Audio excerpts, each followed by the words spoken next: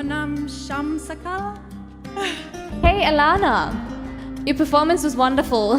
Yeah, it was really very powerful and inspirational. You know, the way you presented it and all the movements and stuff.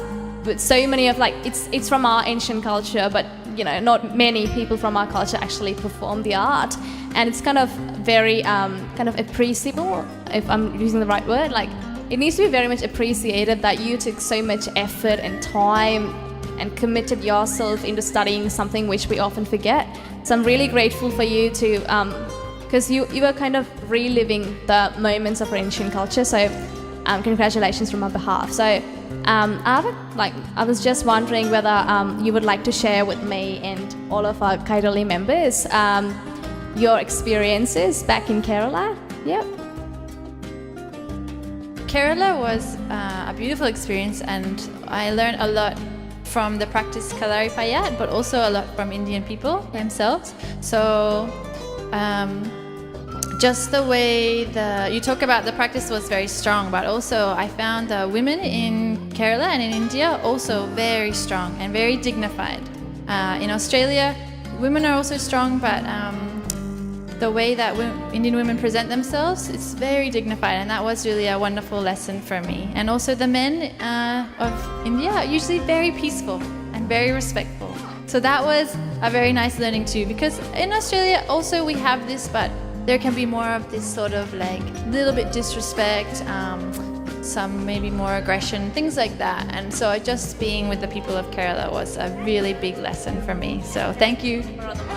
The thing is, it's kind of amazing how we want an outsider to pick up the good things of our society and culture, like things we miss. It's the things which we don't pick from our culture. When someone else says that, you're like, okay, I didn't know that. Yeah, it's like a spotlight moment. Yeah. If you go back from Australia, then having been in Australia, you will notice more of those things. Yeah. So where did all this begin? All right. So my interest is in well-being, so mental health, physical health, because I worked as a youth worker, and also I studied environmental science. So I was interested in the well-being of the earth itself and also of people.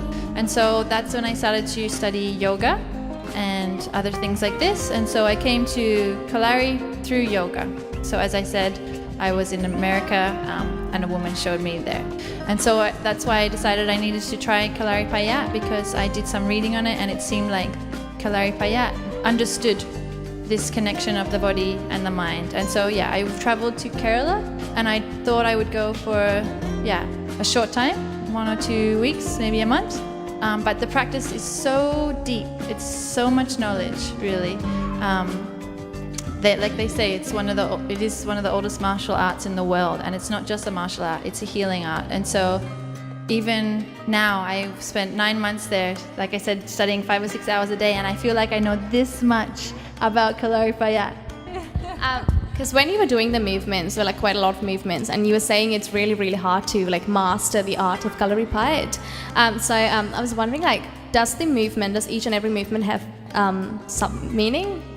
Yeah. So, for example, some of the postures in the form, they are based on animals. So there's elephant, which is where you're grounded on the ground, and so the energy is strong and slow like the elephant. And so there's the subtle energy in your body. So your body is physical, and then you also have subtle energy. And so the movements in Kalari are working on this subtle energy. Also, they're working on obviously your muscles, you're getting strong, things like that. And so each movement will have an effect on your physical body, your subtle body, and then also your mind. And so yeah, everything. And also each movement has a fighting application too. So for example, we push out. And so that's, if someone's attacking me, I'm going to push them away. But in this movement, that's also affecting certain energy channels in my body. And so every movement has multiple meanings and uses. And so yeah. It takes a lot of years to understand. Yeah, also, when you actually do the movement, I remember like you were having your arms folded, and then it suggested, it kind of looked like you were praying or something. Were you actually like thinking, or did you know, like you had arms folded together, and then so what does it signify? Yeah, so in the beginning of practice, we always take prayer. We usually pray to the southwest. And we bring our hands together. And so this is, when you touch your hands together, you're touching your left and your right hands, okay? And this is affecting actually your brain hemispheres. So it's uniting your brain hemispheres. That's one thing. Yeah, I know. So even all the mudras that you're doing in dance, touching your fingers in certain ways is affecting your brain in certain ways also.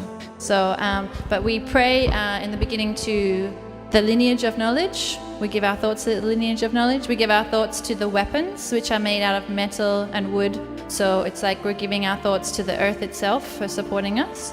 And then we give our thoughts to God, whoever that is for us, or whatever that means for us. So we always pray to those three things. And then we come down, we step back with the left foot, because the right side is the power side of our body. And so we have our right foot forward, we touch the ground. And so this signifies that Kalari, the practice itself, will teach me. And then we touch our head, and that knowledge will come to my head. And then I touch my heart, because the knowledge will then come to my heart. And we finish with our head bound to our heart, because this is signifying that now my mind is actually second to my body. My body holds the wisdom. And so here in this space, I'm not thinking, I'm just doing. I'm just being. And that's how we begin practice, and we end in the same way. Yeah, so it's very beautiful.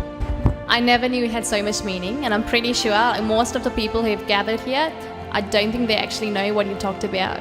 That was a lot of information. Yeah. I'm so glad to just be able to share some of the knowledge, because my teacher, Sharifka, he's been working for 40, 50 years, and it's like that for a lot of the guru cows. It's not much money, not many people are going there.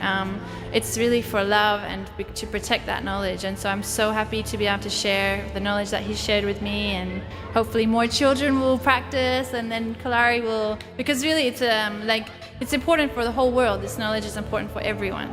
Yeah. I'm pretty sure that the money side of it always comes into play, because it's not like a professional course. You can do it and get a job and earn money. I think that's the thing which is stopping people.